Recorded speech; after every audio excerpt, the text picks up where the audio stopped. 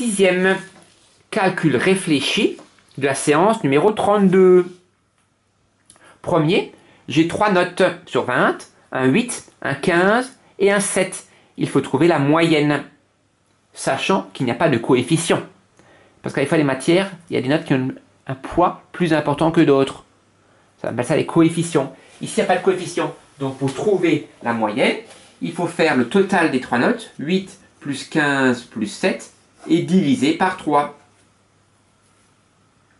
8 plus 7, ça fait 15, et 15 plus 15, 30. Et 30 divisé par 3 égale 10. Autre méthode, on voit que les notes se compensent un petit peu. Ici, j'ai 2 points de moins qu'un 10, et ici 3 points de moins qu'un 10. Et donc, j'ai 5 points de moins qu'un 10, et ici 5 points de plus. On peut un petit peu voir que la moyenne est de 10 sur 20. Donc ici, la moyenne est de 10 sur 20 pour les 3 notes ici. 8, 15 et 7. Deuxième, je dois calculer 6 fois 1,5. Première méthode, 6 fois 1,5, c'est 6 fois 1 plus 6 fois 0,5. Un peu compliqué, mais 6 fois 1, ça fait 6. Et 6 fois 0,5, multiplié par 0,5, c'est divisé par 2. Et donc, ça fait 3. Et 6 plus 3, 9. Deuxième méthode, 6 fois 1,5, c'est 6 fois 15. Mais en fait, après, il faut multiplier par 0,1. Parce que 1,5, c'est 15 fois 0,1. 6 fois 15, 90. Et 90 divisé par 10, ça fait 9. Ouh, c'est un peu compliqué ça. Troisième méthode, elle m'a posé 1,5 multiplié par 6.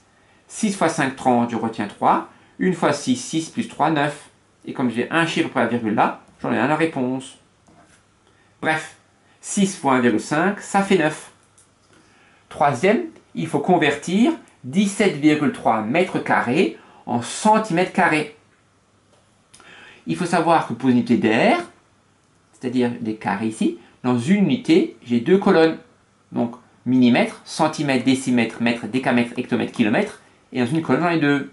Et donc, je vais commencer par placer le chiffre des unités de mètres carrés. Ici, les unités, c'est un 7. Donc, je mets la colonne la plus à droite des mètres carrés.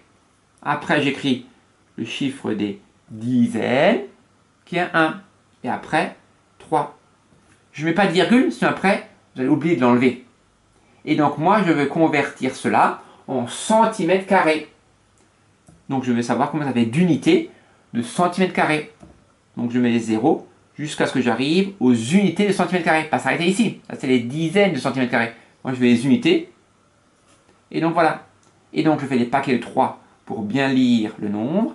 Et donc, ça fait 173 000.